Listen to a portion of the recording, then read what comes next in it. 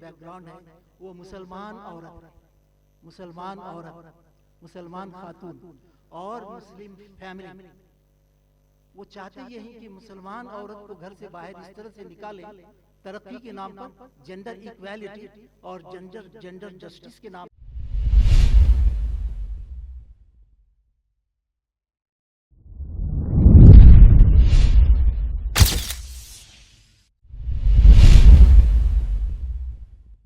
جزاک اللہ اپنی گفتگو کو مختصر رکھنے کے لیے۔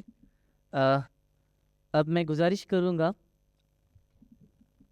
محترم مولانا اقبال ملا صاحب سے کہ وہ ہمارے سامنے باتیں رکھیں۔ ان کا مختصر تعارف میں آپ لوگوں کے سامنے رکھتا ہوں۔ جی، یہ he has served as president of GIS Karnataka and Goa for 3 terms, served as Nexus Secretary for 20 years at headquarters New Delhi, currently serving as director for GIS مرکز۔ بس انہی مختصر تعارف کے ساتھ میں ان کو گزارش کروں۔ السلام علیکم ورحمۃ اللہ وبرکاتہ۔ بسم اللہ الرحمن الرحیم، نحمد و نصلی علی رسولہ الکریم۔ ڈائس پر تشریف فرما معزز مقررین، بھائیوں اور بہنوں، اور اس پروگرام میں تشریف لائے ہوئے قابل احترام خواتین اور بھائیوں، ابھی ایک بڑی الجھن میں یہاں پہنچنے کے بعد اس پورے منظر کو دیکھ کے پڑ گیا۔ وہ الجھن یہ تھی کہ میں سمجھا تھا مجھے سیرت پر بولنا ہے نبی صلی اللہ علیہ وسلم کی، اور یہاں آنے کے بعد پتہ چلا کہ مورالٹی از فریڈم، اس کا کنکلوڈنگ اجلاس ہے اور اس کی صدارت بھی کرنا ہے۔ تو فی الحال اللہ نے میری مدد کی، میں نے صدارت سے تو چھٹکارا پا لیا، اب صدارت امیر الکا کی ذمہ ہو گئی۔ اب بس مجھے کچھ باتیں آپ کے سامنے رکھنا ہے، اور سیرت کے حوالے سے بھی مختصر طور پر جو بات ہو سکتی ہے وہ میں آپ کے سامنے رکھوں گا۔ مورالٹی کا جہاں تک تعلق ہے، اس پر مہم جماعت اسلامی ہند نے، جماعت اسلامی ہند کا جو وومنس ڈپارٹمنٹ ہے دلی میں، اس نے فیصلہ کر کے سپٹمبر کا پورا مہینہ یہ مہم چلائی۔ مہم کا فوکس ہندوستانی سماج کے اندر خواتین کے اندر نان مسلم خواتین، یہ خاص طور پر رہا ہے۔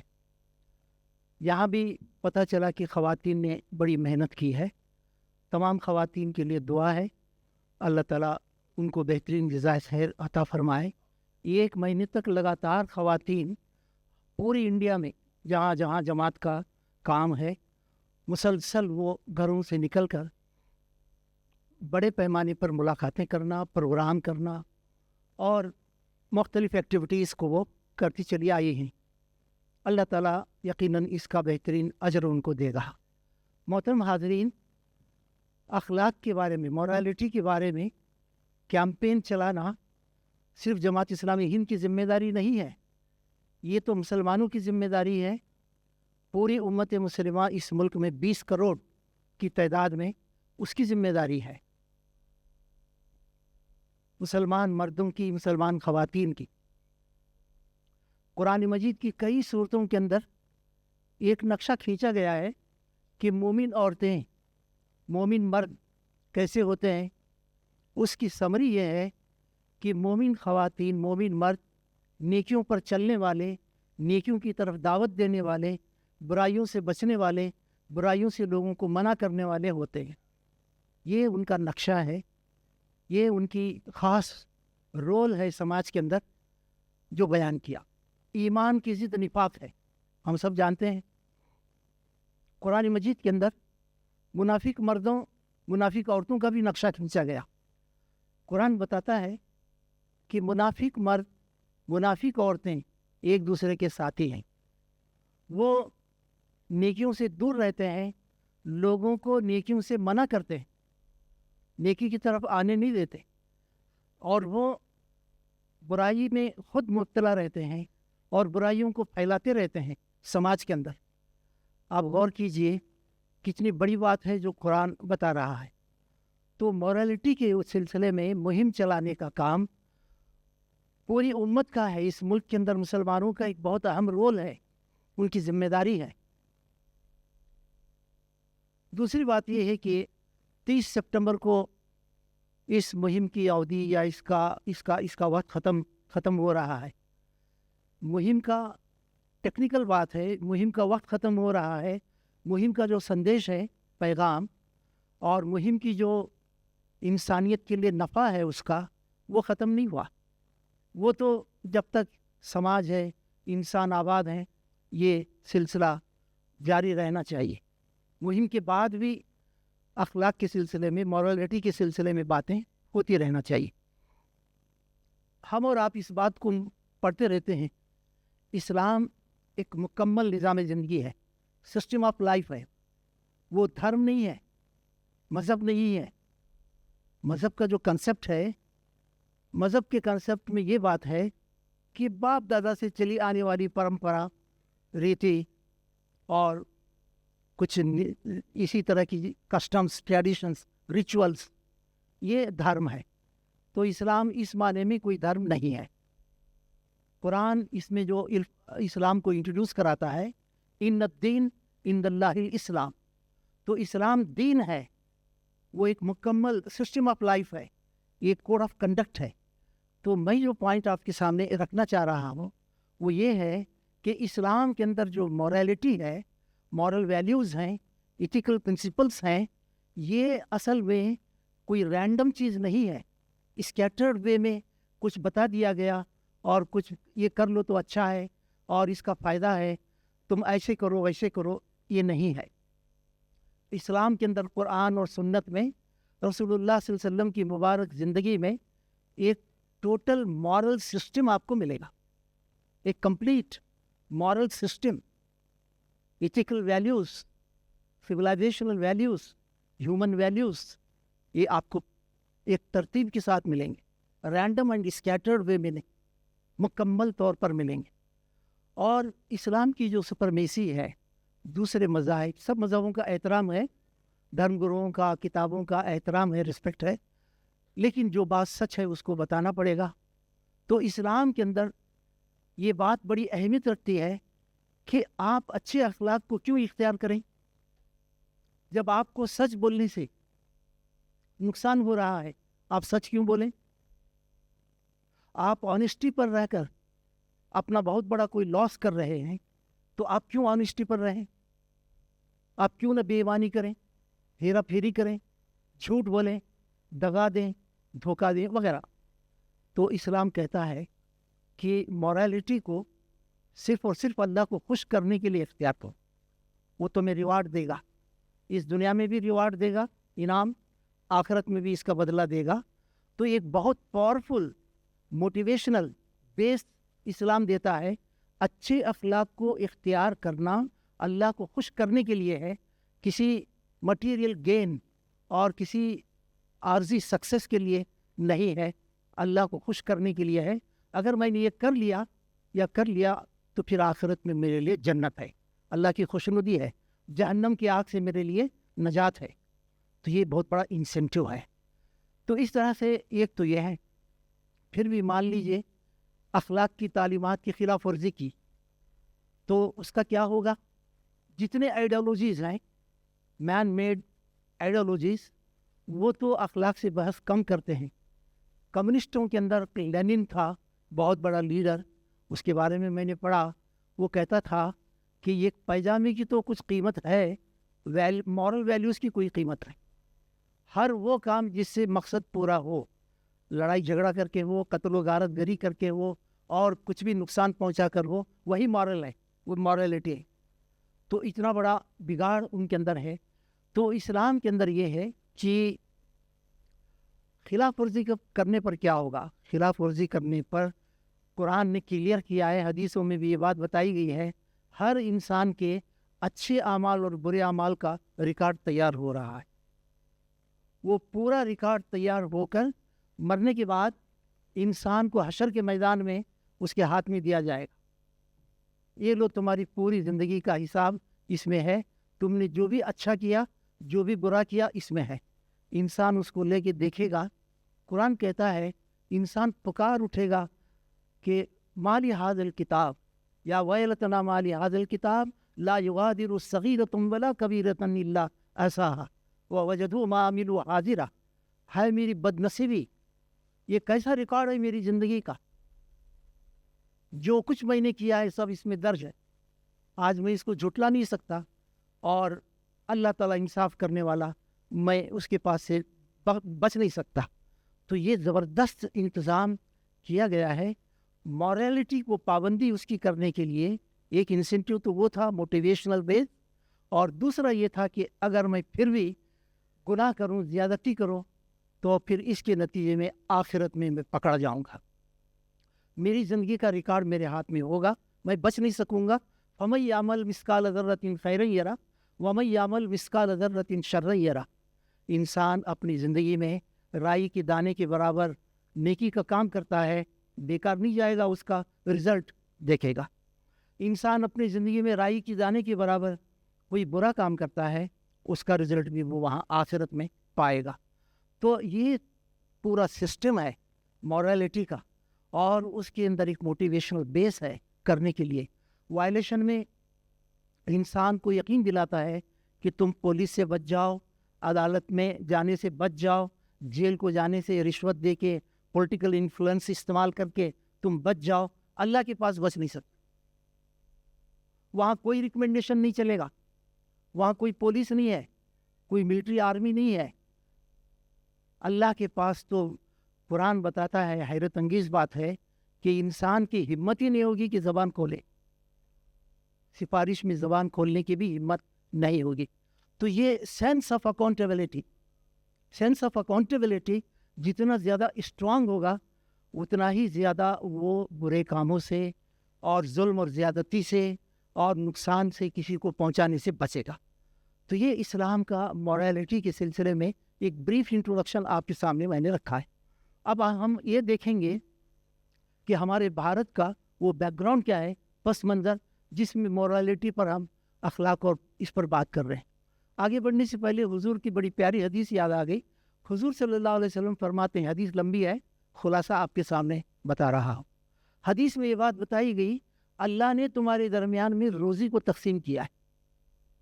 ہم جانتے ہیں کسی کو روزی زیادہ ہے، کسی کو روزی کم ہے، اللہ کی مرضی ہے. اللہ تعالیٰ جن کو روزی دیا ہے ان کو جانچ رہا ہے کہ وہ کیا کرتے ہیں، صرف اپنا مزہ عائش کرتے ہیں، یا وفی اموالہم حق للسائل والمحروم، سائلوں کے لیے، محرومین کے لیے، ڈپرائیوڈ کے لیے، ہیو ناٹس کے لیے جو اس میں اللہ نے رکھا ہے ان کو دیتے ہیں، یا خود انجوائے کرتے ہیں کہ میرا پیسہ، میری دولت، میرے وسائل زندگی. تو یہ آزما رہا ہے.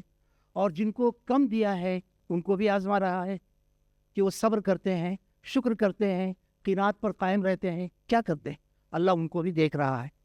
تو یہ اللہ تعالیٰ نے روزی کا قانون بنایا. آپ حیران ہوں گے اگر میں آپ کو یہ بتاؤں، اللہ کے آخری پیغمبر حضرت محمد مصطفیٰ صلی اللہ علیہ وسلم نے بتایا، اللہ نے تمہارے درمیان میں اخلاق کو بھی تقسیم کیا ہے.